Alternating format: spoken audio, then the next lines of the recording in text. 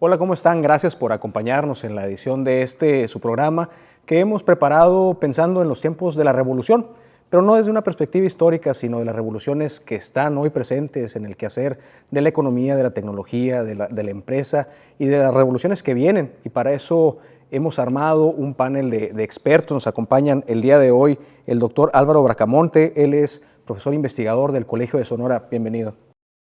Víctor. También se encuentra con nosotros el ingeniero Saúl Rojo, fundador y director general de CT Internacional y líder empresarial. Muy amable, Víctor. Muchísimas gracias. Al contrario. Y el licenciado Marcos Paz, especialista en estrategia digital y redes sociales. Pues bienvenido. Muchas gracias, muy amable, Víctor. Y comentábamos, aprovechando las épocas de la revolución, de lo que estamos viendo, más que desde una perspectiva histórica, desde su perspectiva, ¿qué es lo que provoca las revoluciones hoy en día? Doctor Bracamonte. Las revoluciones tecnológicas, creo yo que sin duda, es la síntesis del conocimiento, la síntesis de la información acumulada durante años, y esa información permite construir algunos esquemas, algunos dispositivos tecnológicos que sin duda pueden tener alguna trascendencia sobre el desarrollo económico, sobre el desarrollo social. Entonces creo yo que la base de estas revoluciones tecnológicas, de la base de las revoluciones incluso de carácter social, es la acumulación de conocimiento que finalmente se expresa en algún cambio disruptivo, no incremental, que permite que la sociedad cambie, que la economía cambie, que veamos nuevos paradigmas y que estos paradigmas al final pues puedan reflejarse en que la sociedad viva mejor, ¿no?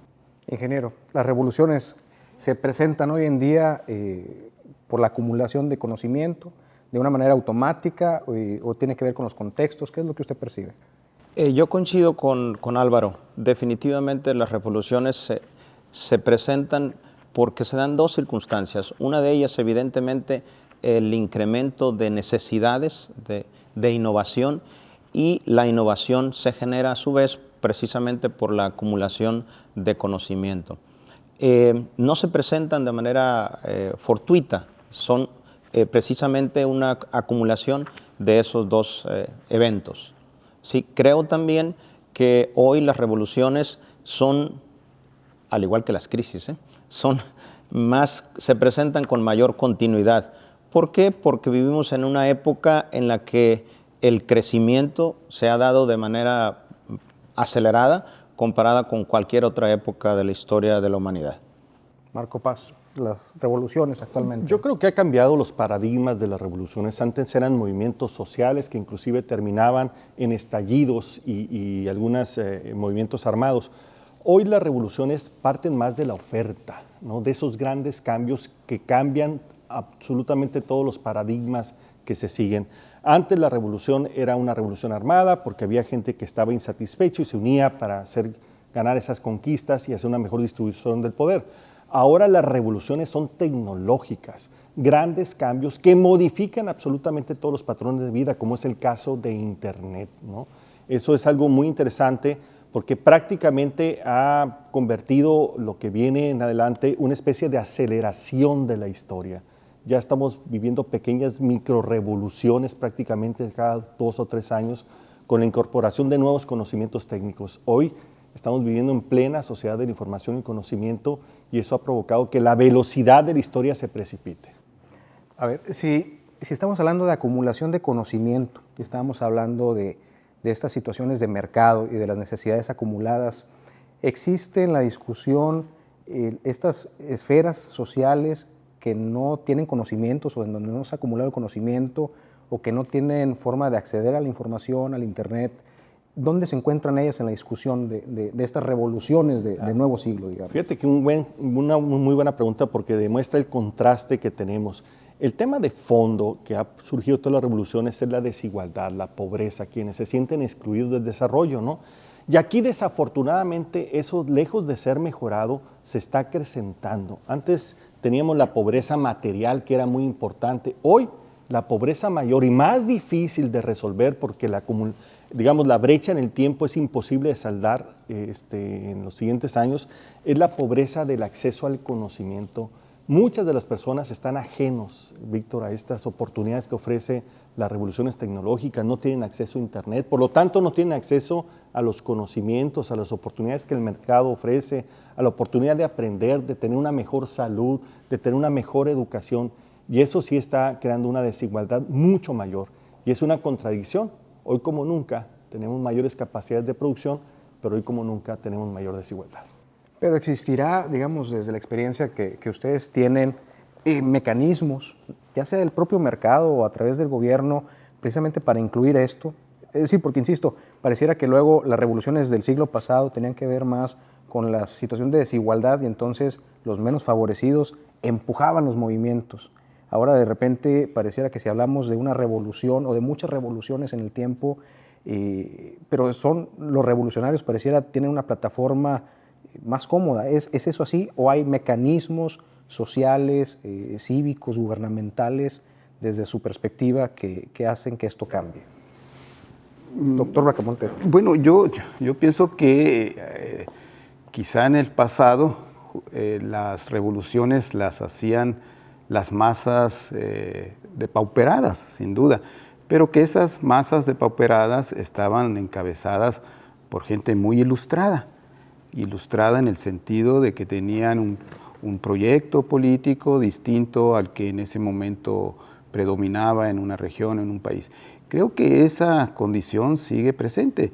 Las revoluciones probablemente ya no son sangrientas como normalmente en el pasado ocurría, sino que ahora son poco a poco incrementales y que estas revoluciones no necesariamente son de carácter o tienen una naturaleza vertical que vienen desde abajo hacia arriba por gente ilustrada, sino probablemente tienen ahora una naturaleza horizontal, es decir, el conocimiento efectivamente está más democratizado porque hay mejores mecanismos de apropiación de esa información y porque independientemente de que existe una brecha digital muy fuerte, esa brecha digital probablemente puede reducirse a raíz de que los dispositivos electrónicos están generalizados. Pues, por ejemplo, uno se sorprende cómo México, con 120 millones de habitantes, de los cuales alrededor de la mitad son pobres, resulta que tiene en existencia 103, 104